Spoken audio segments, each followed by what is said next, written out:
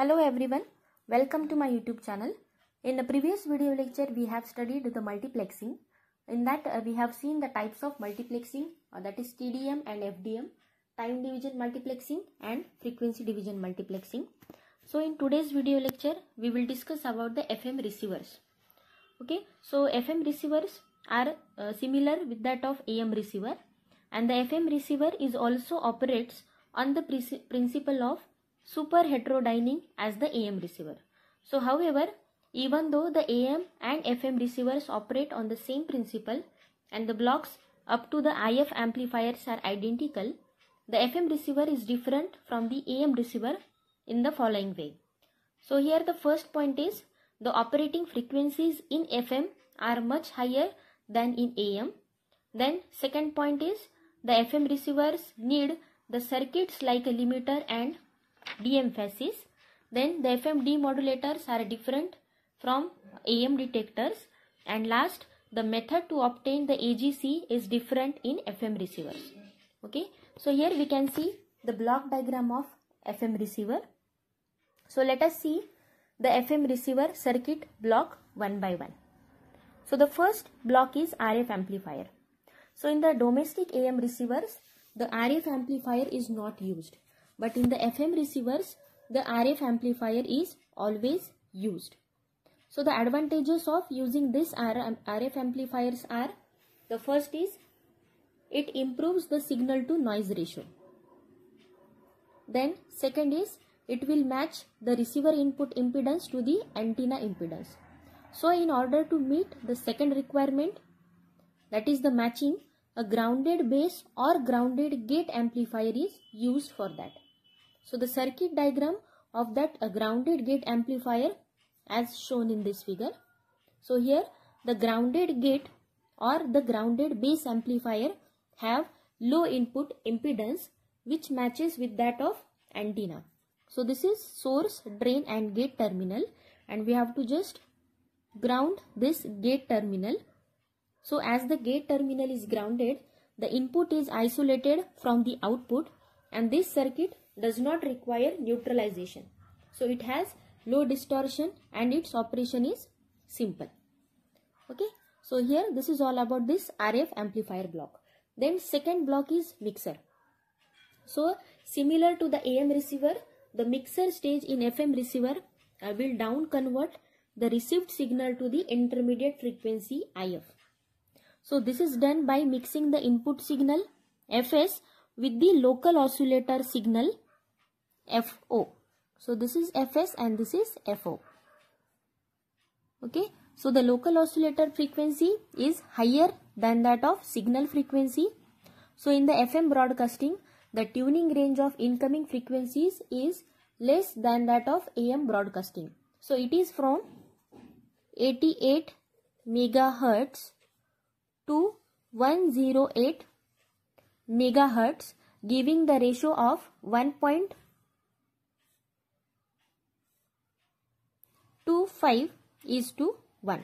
So therefore the tracking is not a problem in FM receivers. So here the RF amplifier and mixer stage normally use the FETs because they are less noisy, and the local oscillator generally uses a bipolar transistor. So here the Colpitts or clap oscillators are commonly used for that, and the IF produced, that is intermediate frequency produced at the output of the mixer, is at 10.7 megahertz in FM receivers as compared to the 455 to 470 kilohertz in the AM receiver. Okay, then after that this mixer block there is a IF amplifiers. So here the IF amplifiers are used in FM receivers which are similar to those used in the AM receiver, but the IF and the bandwidth required are much higher than those in the AM receivers. So here the IF is 10.7 megahertz and bandwidth is 200 kilohertz. So due to the large bandwidth, the gain per stage will be low. So therefore, two or more IF amplifiers are required to be used, and these amplifiers are cascaded together. So the criteria for the selection of the IF are same as those studied in the AM receiver. Okay. Then next is the limiter, that is amplitude limiter stage. So the FM wave which is transmitted by the transmitter has a constant amplitude, but while traveling the noise and other unwanted signals are get added to it, which changes its amplitude. So these unwanted amplitude changes in the received FM signal must be removed before the signal goes for the demodulation process. Otherwise, a distortion appears in the demodulated signal as the demodulators react to the amplitude changes as well as the frequency changes. So this amplitude limiter will remove all the unwanted amplitude variations from the received signal, and it is always placed before the FM detector, which can be shown in this figure. Okay, so here we can see. Then the typical circuit diagram of this amplitude limiter is shown in this figure. Okay, then next block is de-emphasis AF and power amplifier. Means what? After FM detector, means after the demodulation process, the input is given to this de-emphasis, and after that using this AF and power amplifier, these signals are given to this loudspeaker. Okay, so this is the block diagram of FM receiver. Then we will see the basic FM demodulators. So the FM demodulators or detectors operate on an altogether different principle than the AM detector. Here the AM detector is basically an envelope detector, but this FM demodulator is a basically frequency to amplitude converter. So it is expected to convert the frequency variations in FM wave at its input into the amplitude variations at its output to recover the original modulating signal. So there are certain requirements of a FM detector. So let us see the requirements of FM detector. So the first requirement is it must convert frequency variations into amplitude variations. Then second requirement is what? This conversion must be linear and efficient. Then third is the demodulator circuit should be insensitive to amplitude changes, and it should respond only to the frequency changes. And the last point is it should not be too critical in its adjustment and operation. Okay, so let us see how to convert the frequency changes to the voltage variations. Okay, so for that there are different FM detectors. The first is slope detector, that is balance slope detector.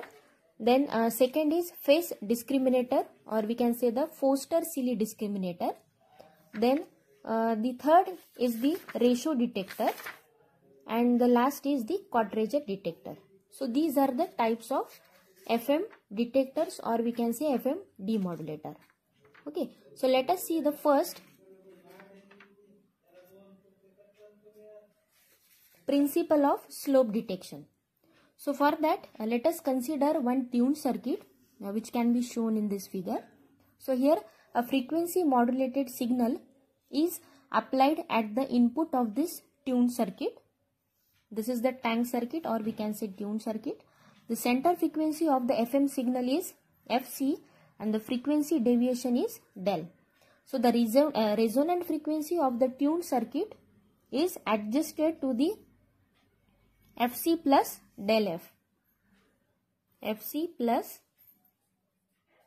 del F. Okay, so the amplitude of the output voltage of this tank circuit depends on the frequency deviation of the input of FM signal.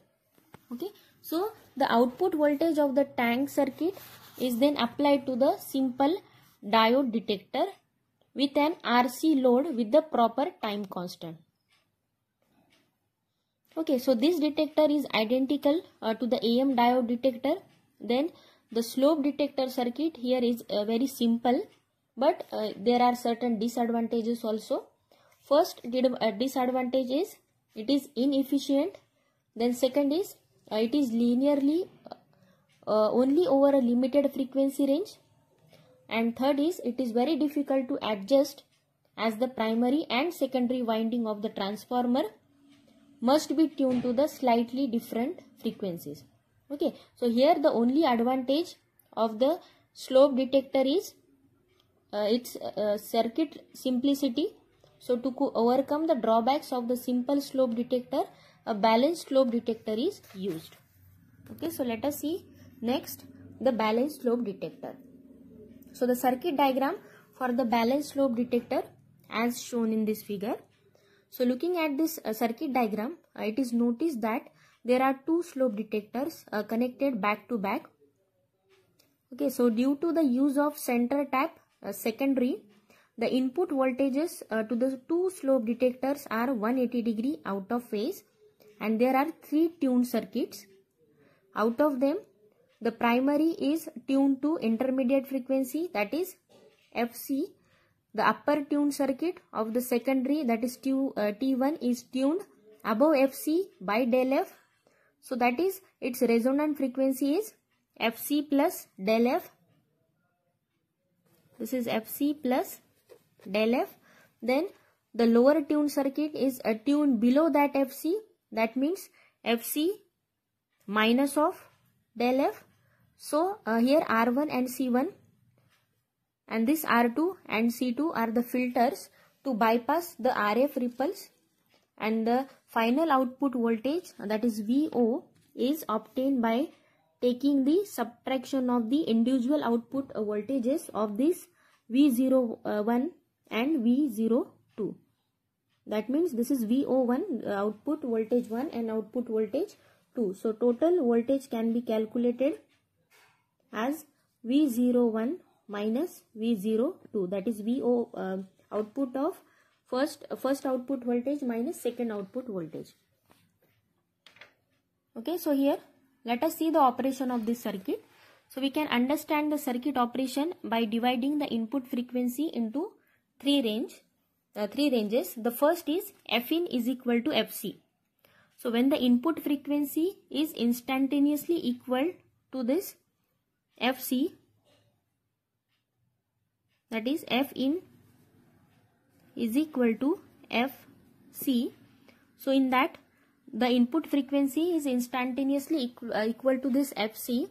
So the induced voltage in the T1 winding of secondary is exactly equal to that induced in the winding T2. Okay, so thus the input voltages to both the diodes D1 and this D2 will be the same. Therefore, their DC output voltages V01 and VO2 will also be identical, but they have opposite polarities. So then what happened? Due to opposite polarities, they cancel to each other. Hence, the net output voltage is 0. Okay. So in first case, what happened? Fin is equal to Fc. This D1 and D2, which is having same voltage value. So that's why this V01 and V02, they are also are identical, but they have opposite polarities. Hence, the final output is 0. Then second case, your input frequency lies in between Fc and Fc plus del F. Fc and Fc plus del F.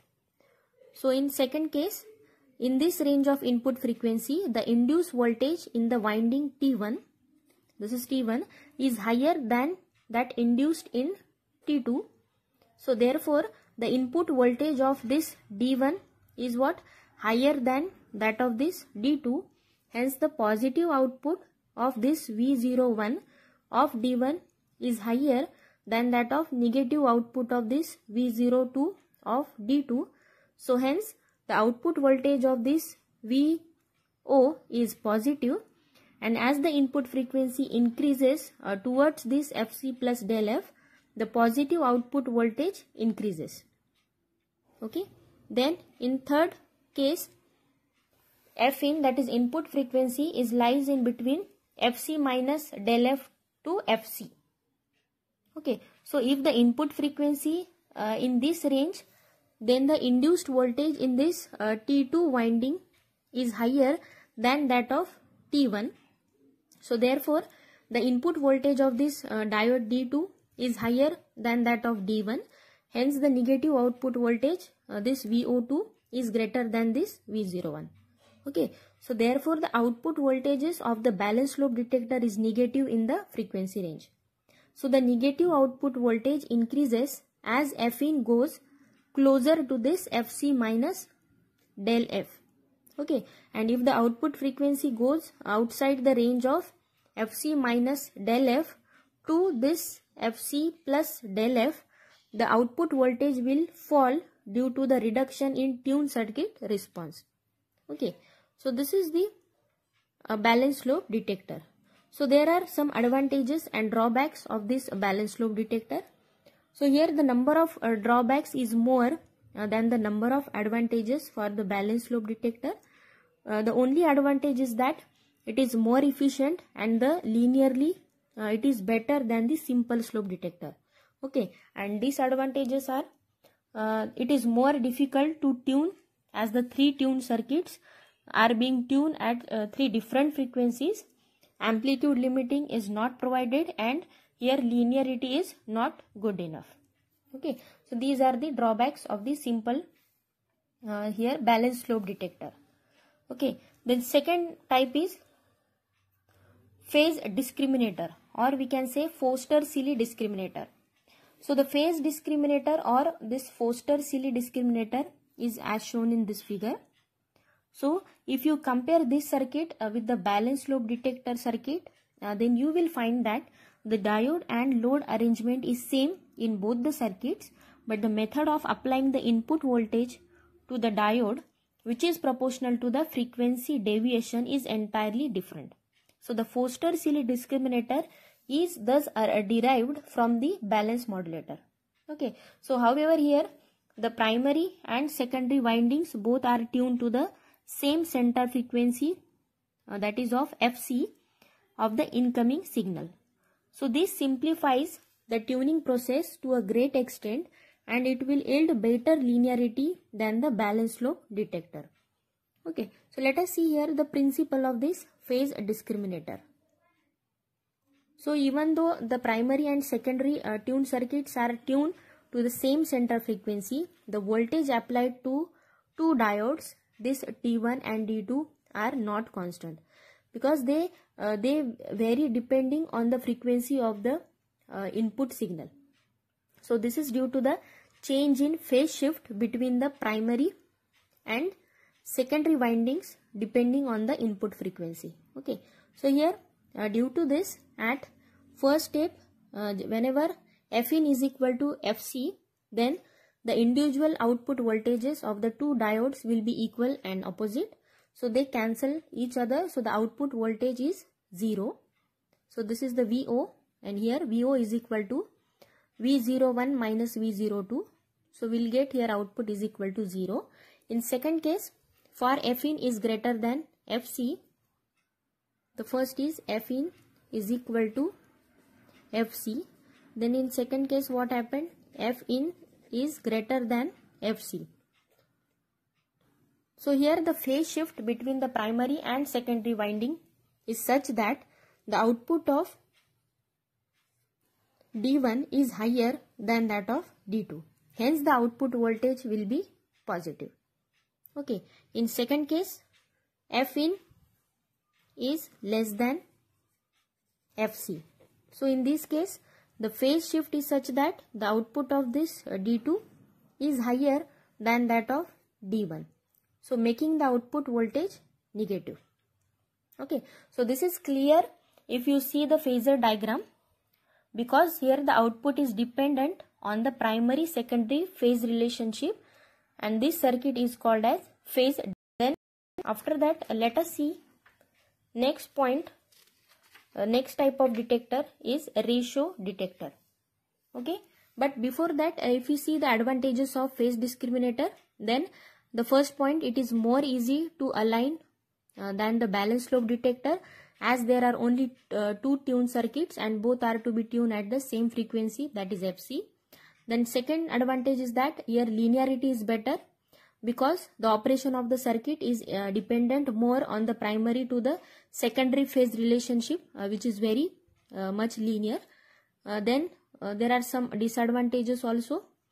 It does not provide any amplitude limiting. So in the presence of noise or any other spurious amplitude variations, the demodulator output responds to them and produces errors. Okay, so these are disadvantages. So the next type of detector is the ratio detector. So the circuit diagram of basic ratio detector is as shown in this figure. If you compare again this circuit with the Foster-Sille discriminator as discussed in the previous section, you will notice that these two circuits are identical except for the following changes. The first is the direction of this diode D2 here is reversed, and second, a large value of capacitor C5 has been included in the circuit, and third is the output is taken somewhere else. So here we can see the output is taking here. Okay, we can take an output from this point. Okay, so it can be shown that the ratio detector output voltage is equal to the half of the difference between the output voltages from the individual diodes. So hence, similar to the phase discriminator, the output voltage is proportional to the difference between the individual output voltages. So due to this reason, the operation of the ratio detector is identical to the phase discriminator. Okay, so the S-type curve can be derived in an identical way. So the phasor diagram here are also identical. Okay, so the additional feature of this ratio detector is the amplitude limiting action, which is incorporated due to the large capacitor of this C5, and due to this the amplitude limiter is not required prior to this radio detector. Okay, so there are some advantages of this ratio detector. The first is it is easy to align. Then second, it is having very good linearity due to linear phase relationship between primary and secondary. And last, the amplitude limiting is provided inherently, so additional limiter is not required. Okay, then last type of detector is the quadrature detector.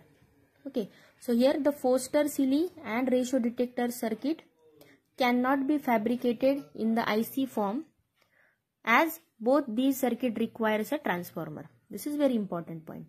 But a quadrature detector and phase locked loop detector can be fabricated in the IC form.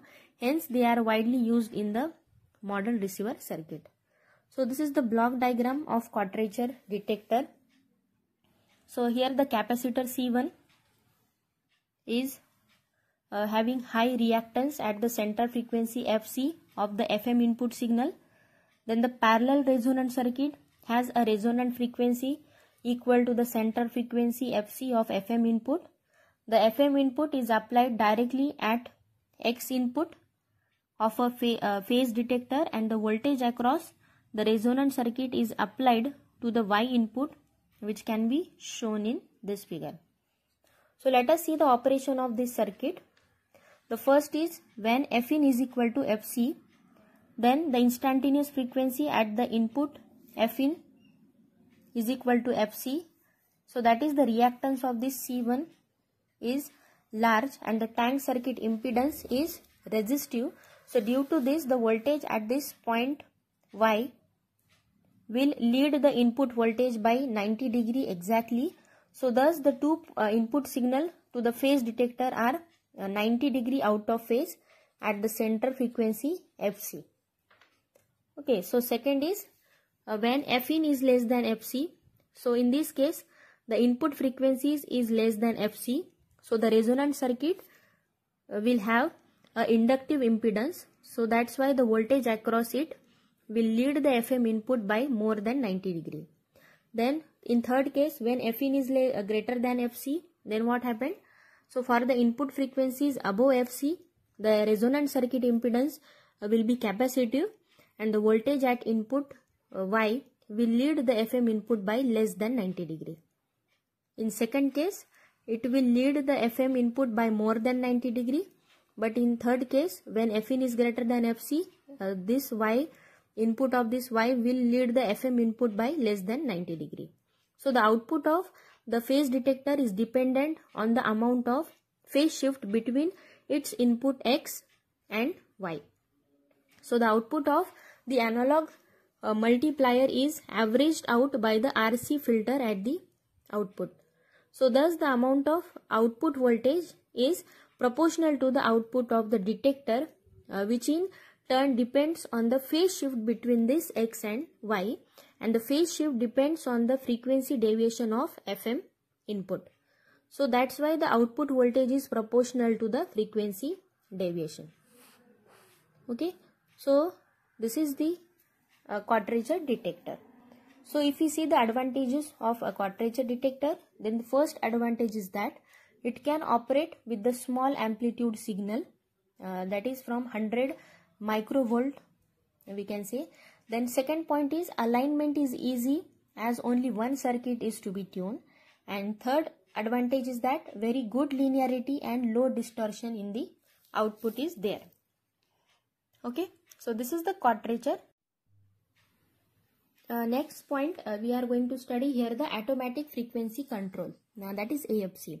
So in the FM receivers, the local oscillator frequency stability is a great problem, and the drift in the frequency may take place due to the temperature changes or the aging of the components, etc. So in order to correct the frequency of the local oscillator automatically, the AFC is used, that is automatic frequency control. So here we can see the block diagram of AFC system. So here in AFC, some of the signal from the output of a demodulator is filtered to get a DC voltage, and this DC voltage is then used to control the varactor diode. This is the varactor diode, which can be shown in this figure. The DC bias applied to the varactor will vary with the drift in frequency, so it can be positive or negative. So this DC voltage will then vary the capacitance of the varactor diode, which is connected across the oscillator and tank circuit.